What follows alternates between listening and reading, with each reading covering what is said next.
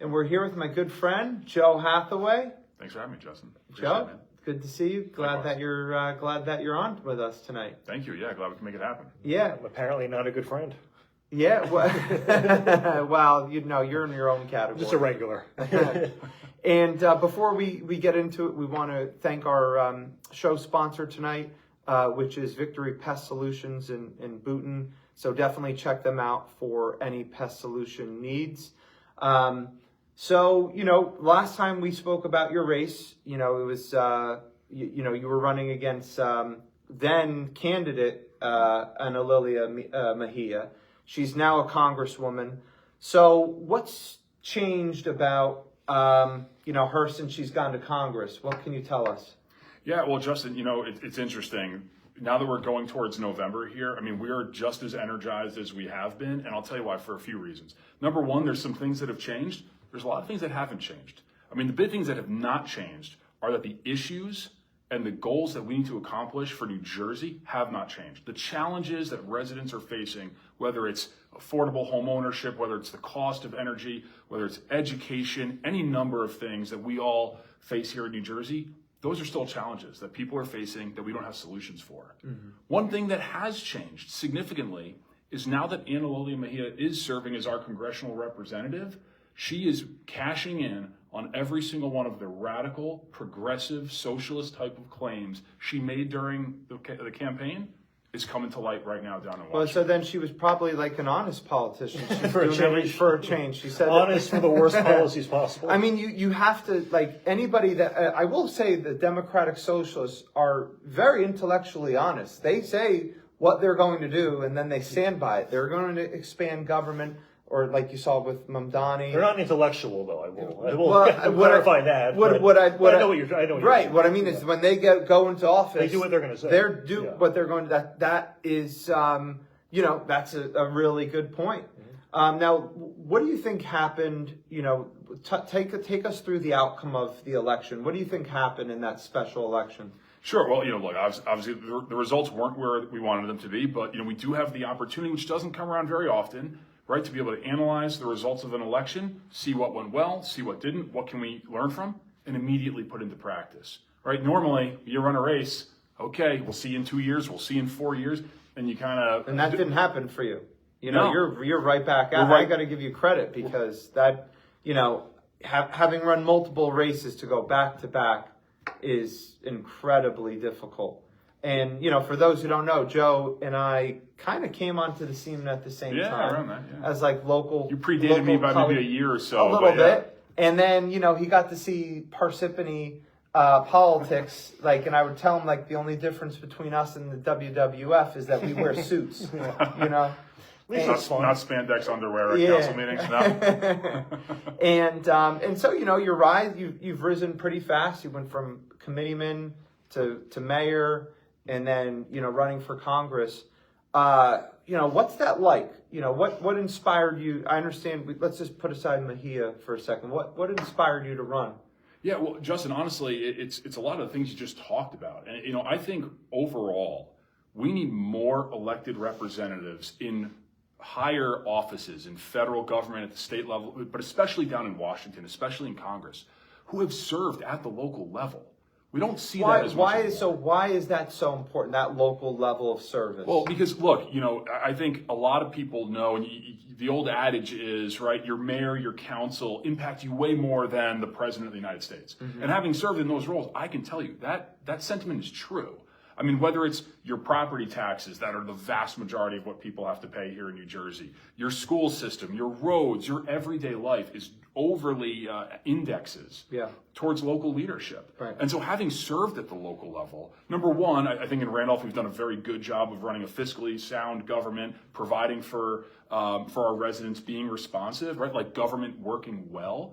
I've also seen government not working well, and unfortunately it tends to be the case the higher up you go. Yeah. So the reason I got into this thing in the first place is I believe we need to take that mayor's mindset, that roll up your sleeves, get things done, put the noise aside, put politics aside when what is at stake is getting things done for your constituents. And I think we need more people like that in Washington. And that was really the reason to get into this race in the first place. And look, now, I mean, with Ana Lilia Mejia having won in April, and now with 2 more years at stake in November, I mean, a need for us to return to sanity in this state, in this district, it's more important than ever that we win in November. I know we were talking about this before the show, that it is interesting that she even does have a primary again. I mean, she only got about 30%. She has Justin Strickland running. I see his face everywhere now. His face, right, I know. Which I will give him credit. His signs are holding up. They are. Like endured the winter and now the spring. I actually think it's a really good idea. Not to go off topic, to put your face there, so they can put a face to the game and all that. It sticks out, yeah. But it is interesting, though, that she still is being primary despite winning the prior primary and then the general and that, or the special election, I should say, and that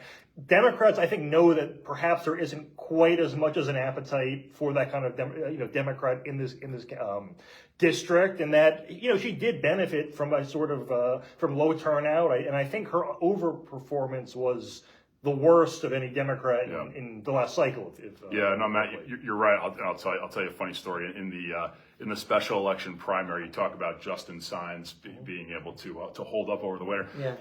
In Randolph Township, there's a big on Route 10, a big billboard as you're heading east out of Randolph, and the Strickland campaign. I've seen it. Yeah, decided during February that was going to be right. Yeah, and he's got the big, for the viewers who know, he's his face, which is fine. Yeah. But it was staring right there at us all winter long. You don't forget it, in Randolph, and I said, hey, Justin's in this thing. I know that, and he's back in it, and I think, Matt, you're right.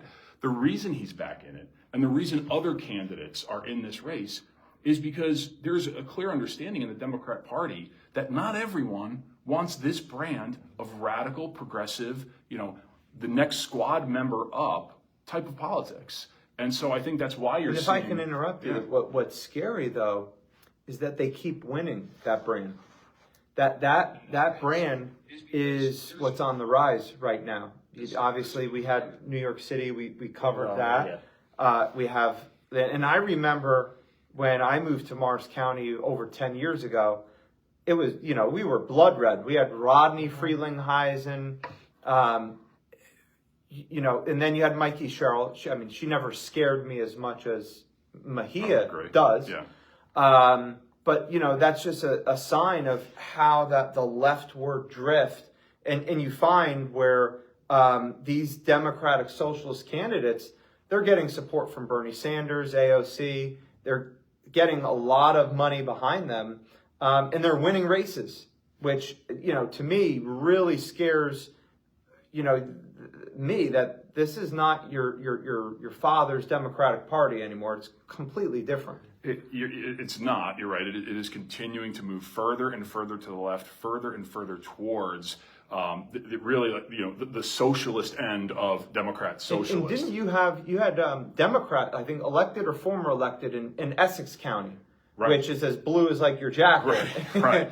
Like they came out and endorsed you. We had a number of local electeds, county committee, former council members, trustees in South Orange come over and support us because they know that what's right for New Jersey is not this radical brand of the Democrat Party that is pushing policies like we're seeing Ana Lilia do right now in Congress. I mean, she's been down there for about a month, and the policies she has pushed forward, look, she's cashing on everything she said she would do. Yeah, she started off with a $25 minimum wage. Which the thing is, it's a horrible policy, but it has no chance of passing. Even if it did, Trump would veto it. So it's symbolic. And so here's it's a the waste thing of about time. the minimum wage, that $25 wage is available. a year. Yeah, but it's also available right now. Like, you don't need a law to legislate that wage into an existence. Well, you know what it is? I think it's the wrong solution for the problem that you're trying to solve. Listen, if we want people to get into better paying jobs, into better careers, to be able to provide for their families and achieve the American dream, right? Which I'm assuming that's what Mejia is going for. Raising the minimum wage and keeping people locked in a minimum wage life and just moving the goalposts because it's not working is the wrong solution. Minimum wage should be for an entry level role, for that high school job that you or I probably had in high school, where we learned how to work, We learned My to be first job was a accountable. busboy. Right. Yeah, You know, and that's I mean, what- and I would work an 8-hour day and would make $30, and I thought I was rich. Remember Right. those days, Yeah, I'm like, I'm But- halfway towards getting a new Xbox game. But the thing with the minimum wage too, especially at 25, is she's pro open borders. She wants tens of million illegals here. The minimum wage is not going to apply to them because they're already working illegally. So it's going to price out legal citizens even more than it normally otherwise would, because there's all this cheap labor that is going to be violating these minimum wage laws anyway. And I actually went to her town hall in I Lake remember, Parsippany. I had to yes. go. You know, I couldn't resist the challenge. And you know, it's like the crap that comes out of these people's mouths, and you have the people in the audience just, oh yeah, that sounds Totally, good. Have free health care, open borders. This is going to be free. I'm not going to have to work said for that. that. If you argued And then to it you went- that healthcare costs would go down with socialized medicine, it's like, so we're going to insure tens of millions of people, and it will cost us negative money to do that. Yeah. Can you show me how that math works out? Right, and they don't. And I asked her. I said, "How do you pay for this?" And then she went on for a 10-minute monologue about how she would basically. They don't want to say tax or there'd be new fees. They just say that this new government program is going to provide coverage. Yeah. And it's just if ridiculous. it takes you 10 minutes to explain Yeah, it's the probably points of not. the policy, it's probably not the right policy, right? I mean, it goes back to all this stuff. You know, you go, whether you take the minimum wage piece, right? And look, our platform from day one has been, like, you want to get people into better paying jobs like that? Invest in vocational training. Yeah. Get them skilled. Get them trained. Give them the tools to be more valuable in themselves and their roles that they can achieve. That's how we get them into better paying jobs. Not moving the goalposts of just what Much- minimum that much wage harder. equals. Right. That doesn't do anything for anybody. That's why that's been a key part of our platform. I spoke to the bagel store that I get my coffee from pretty much every other day. I said, hey, if you had to pay your employees $25 an hour, what would that do to your business? He said, well, I'd most likely go out of business. But number two, that coffee that's $3 right now, that'd probably be $6.50. Yeah. Double overnight. Yeah. I've had conversations with business owners in Dover, in Randolph, within the Hispanic community that, you know, are kind of scratching their head now and saying, wait, hold on, I thought you were kind of here to help us. Yeah. You know, I've worked hard. I've invested my own money into starting my company, my business, my, you know, small restaurant here in town, serving the Hispanic community, and this kind of policy will put me out of business right away. And everything I've worked for is gone. How do you think we get the broader, not to, you know, give you any pain? I mean, it was what, about 18, 19 points, right? Around that, yeah. Right. How do we get those people to know how bad her policies are for them? Like, what do we need to do? What can we do better as a party? Because I thought you ran a phenomenal campaign. You know, I didn't see any room for improvement. I know you busted your ass, but, you know, what is it that we can do that can get people to start changing their minds? Yeah. I mean, well, the football player in me always looks for room for improvement. Right. Like, how can we, you know, You gotta beat yourself down. We got to continue to Yeah. improve. We got to, you know, practice harder, all that stuff. But look, I think we need to do a couple things in this cycle. Number one, we need to go into the communities where these policies are going to have the biggest detrimental impact. Mm-hmm. And, you know, and I think the Hispanic community is one of them. Yeah. Towns like Dover, towns like Belleville, Morristown, right? These are working class people who want to achieve the American dream. And you know what? Where you think the Republican Party, we haven't reached out enough. I don't think there's been enough education. I think, and look, you know, our campaign needs to do that as well, right? And because look, when you start to educate, look, remember, a lot of these folks, they understand. One thing they certainly understand, it's socialism. Yeah. Because a lot of them have come from places like Cuba or Venezuela or Bolivia, right? They know the destructive economic policies that come with socialism. And when you start to help them understand that, listen, in this race, you know, and this is something I've heard literally from people on the streets, you know, I'm starting to realize that just because she's running as a Democrat doesn't mean she's pro-democracy. No, none of them are. So you know, there's that education. But look, I'll tell you what else. I mean, the biggest thing we need to do from a campaign perspective is really just, you know, boots on the ground. You guys know, to win a race, it's got to be boots on the ground, grassroots, get people out there, communicate the message.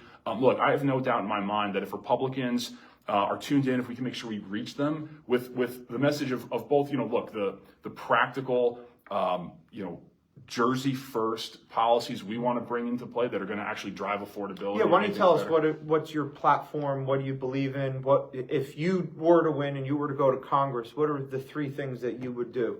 Yeah, I mean, look, there's a whole bunch of things we can do. I would tell you 3 of the big things that we're really focused on is making home ownership more affordable. Yeah. Emphasis on home ownership, making that more affordable in our state and in our district. We talked about one of them already, the additional investment we need to make in vocational training. We have a tremendous partner here in Morris County, in the County College of Morris, that does a tremendous job of that, getting people on with their careers, certified with basically 0 student debt. Yeah, that's something more Yeah. young people need, right? That's a You have direction these we can guys go coming in. out. I read an article like electricians working on data centers, and I know that it's Controversial vogue topic, right now. but, yeah. Could get myself open to like being assassinated. But I mean, they're coming out making $200,000 working on data centers, and I wish somebody had told me when I was going to college, It hey, exists. skip liberal arts, go get a trade. Same. Right? That's the way. You want to become a millionaire in today's world?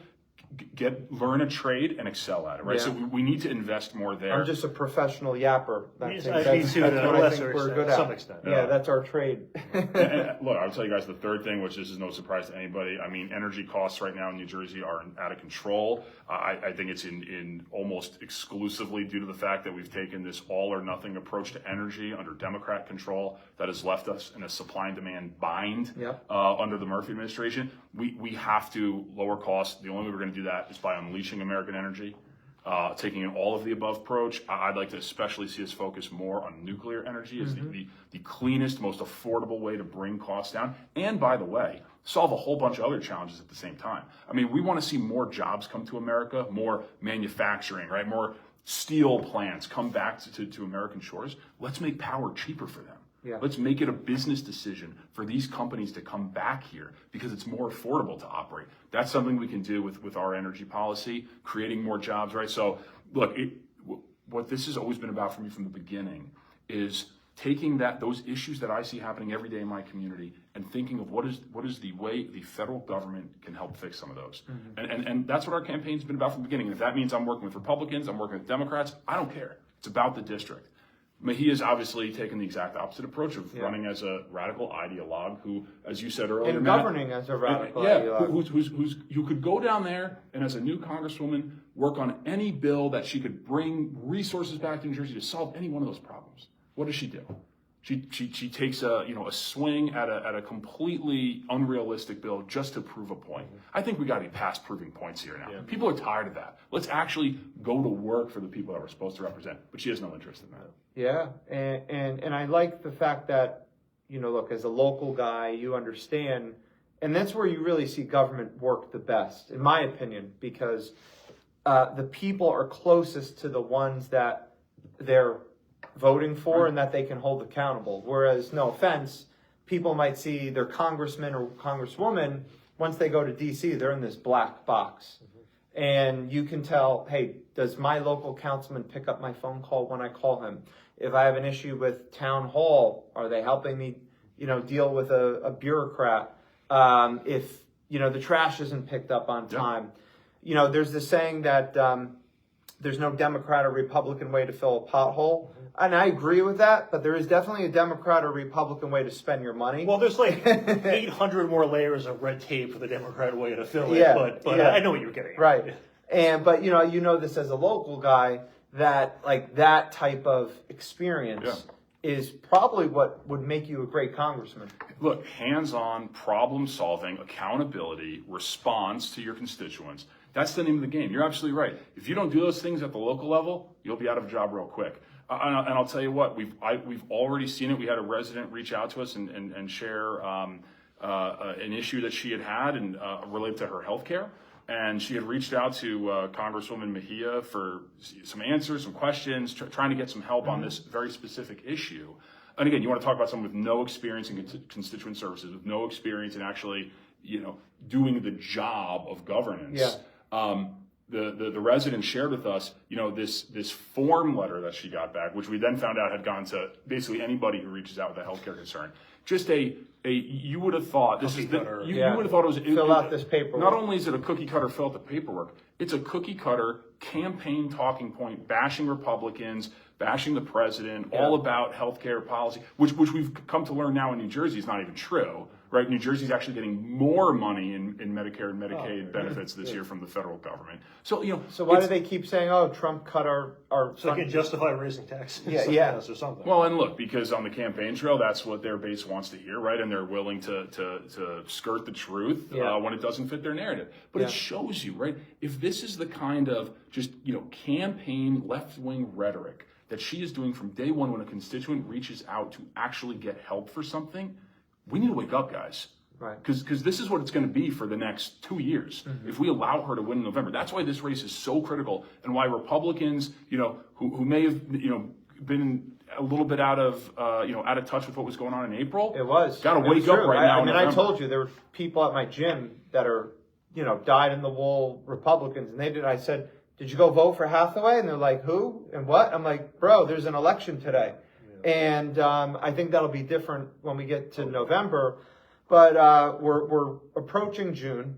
So you've got about 5 months. Yeah. Are you able to tell us what you'll be doing differently, or how the horizon looks differently from maybe what you did in the past? Yeah, well, look, you said one thing right off the bat that's a big help for us, right? Is having those 5-6 months to be on the ground, to be prosecuting the case, to be getting the message out. Again, look, if there's one thing we saw in April, it's our message resonated. It's why we polled almost 10% of Democrats. It's why in Livingston, you almost. Yeah, we came up a hair shy in Livingston. We're going to win Livingston in the fall. I couldn't tell you the last time a Republican won the Livingston Township, right? Right. That's on the table because our message resonated with common sense people who don't want radical socialism, radical anti-Semitism representing them in Washington. So the message is there. We need to just continue to amplify it, continue to get it out there, and we need to be in the community.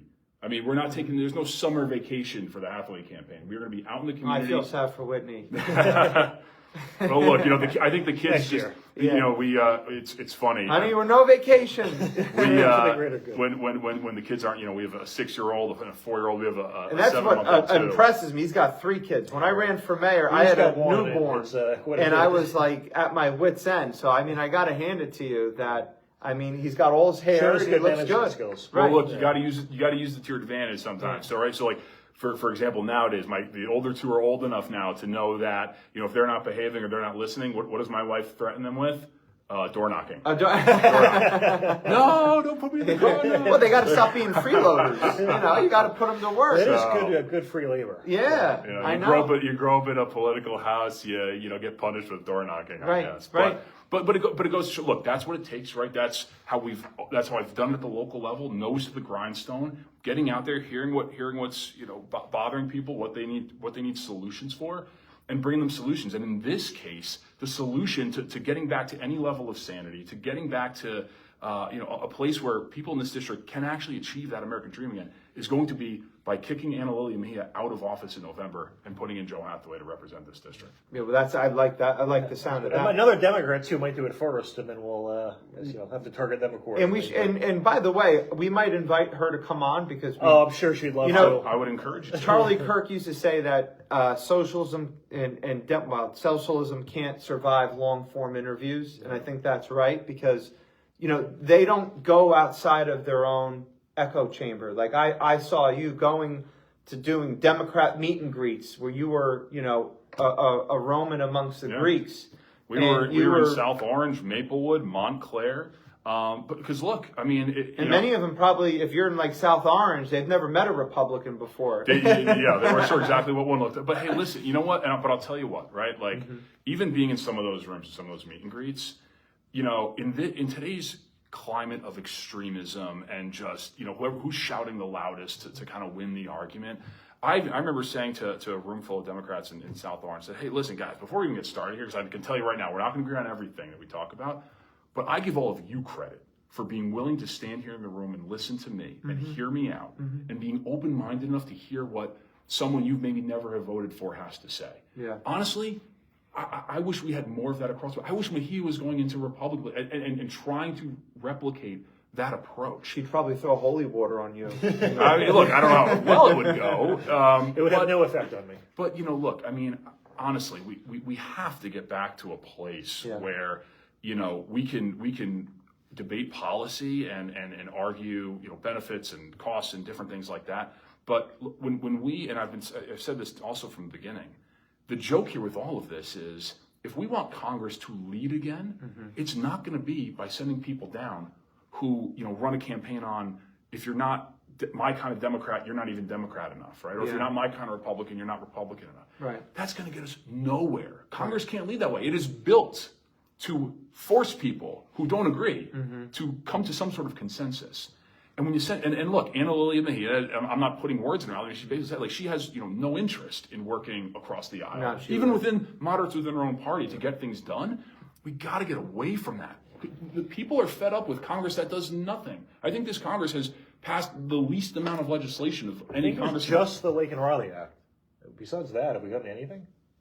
I mean, obviously, we need the SAFE Act. SAFE Act would be great. There's things that need to get done, but we haven't. But we just haven't been able to move it because people are just locked in their corners. I just think we deserve leaders who are willing to go down there and work. He wants to go down there and fight. How about we send people down willing to work? That would change some things down. But I also think we have to get back to, as you said, we have to get back to communicating with one another. And I think communication is not going to solve every problem, but it will solve at least the problem of what is important to you.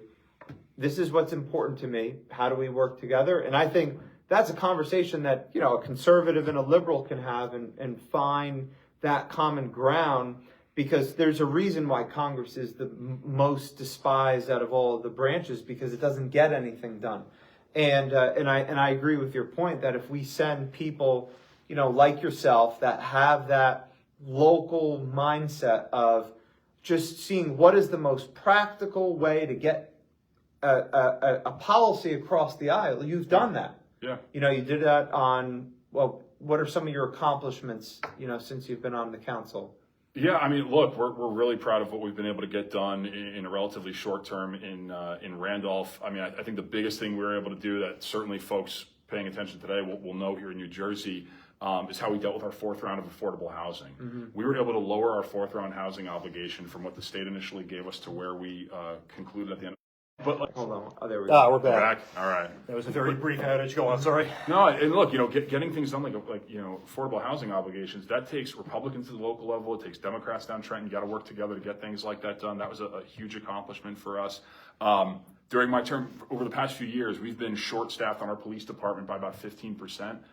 During my term, we were able to hire back to full staff for the first time in 4 years, ensuring public safety comes first. And then the last one that I'm also really proud of, because again, it just shows the job is to get things done regardless of party. Obviously, Route 10, which we're about 30 feet from here, is the biggest and busiest thoroughfare in our township. It's also one of the most dangerous. And so we were able to work with Phil Murphy's DOT administration. We actually brought the commissioner out to Randolph. We toured some of our key intersections in town and got the DOT to agree, because I was at State Highway, to make decades overdue improvements to Route 10 starting now over the next few years. Yeah. So those are real results. Going back to what we said earlier, those are real tangible things that literally every single one of those things impact people in their every single day life, in protecting our community from overdevelopment, ensuring public safety, ensuring transportation and safety on our busiest thoroughfare that everyone drives on every day. Those are the kind of things. It's not going to be those results. It's that kind of mindset we have to take down to Washington. I thought of a story that when you were talking earlier, a former congressional representative, I was having a conversation with him, and he had said he had served previously as a mayor as well. And he said when he went down to Washington in Congress, all the representatives, when they found out he was a mayor, he was the mayor. They called him, the mayor. The mayor. He was the mayor. And he was surprised that, because they're all, representatives at the federal level, a much higher position than a mayor, how much they valued and respected his role. As a lot of them aren't, right? Yeah, they have the private sector. They came from somewhere else. Yeah. But it's because of all those things you just said. Yeah. The role of a mayor, the accountability, the responsibility in government to make government work which is almost an oxymoron in itself. Right. To That's what you make have government to do. work for people, you have to do the job. And so, what it showed me is that, yeah, there's an appetite down there for people who know how to get things done, put the nonsense aside, and work for their constituents and for the American people. And I think if there are still people like that down there in Washington, then when we get down there, we'll be able to deliver for New Jersey just like we have in Randolph. Good. Do we have any comments for Jeff? Let me check really quick. There's going to be 10 seconds of awkward silence as I check. No, I agree with what you're saying. I think that it certainly None showed up on my end, so we can. it certainly will make a huge difference. Sending somebody down to DC, which I hope is you, that has the mindset of bringing people together, that actually has real solutions that will help people as opposed to harming them, and your willingness to sit down with anybody. Because I see, and this is our biggest problem. We try and have people on the opposite side of the aisle come sit. They here. really don't. and it's hard. It is really hard. We only had a few with Brian Varela, the mayor of Morristown. I couldn't make that. Tim Doherty, And then we had Jeff Grazel, who ran in the Dem primary. Yep. So we've been successful. We're working on it. And you had a mayor, you had a former mayor, deputy mayor, and Jeff. Yep. So right, Mayor Dodd. with Yeah. Doherty. So I mean. But look, Right, look and- who you are getting to come to the table, right? Yeah. Guys in roles Yeah. that have to get things done. Exactly. When And- when you're in that seat and you have to make it work, you're going to be more willing to sit down with people you don't agree with, because guess what? That's the job. Right. So I think that kind of is telling. Well, look, we wish you luck on Jimmy your Ray. run, and then we'll be following your race. And then how can people follow you? Yeah. Also, we're Hathaway for Congress on basically all of your standard social media channels. Joe Hathaway for Congress is where people can sign up if they want to contribute, if they want to volunteer, get involved. We're not stopping till we win this thing, guys. So we'll go out there And if Congresswoman Mejia is listening, And this she is is. your invite to come on. I hope she takes you up on And it. maybe Joe will come out of the walk out of the door. Oh, now don't go there. Right? Now Jerry Springer there's style. We're very friendly people. Yeah. no. Despite what everything Justin told me about you earlier. Yeah, exactly. We'll cut All that right. part out. And we'll Just be kidding. back next week. And thanks again to our sponsor, Victory Pest Solutions. All right. Maybe another 5 seconds of awkwardness as I turn this off.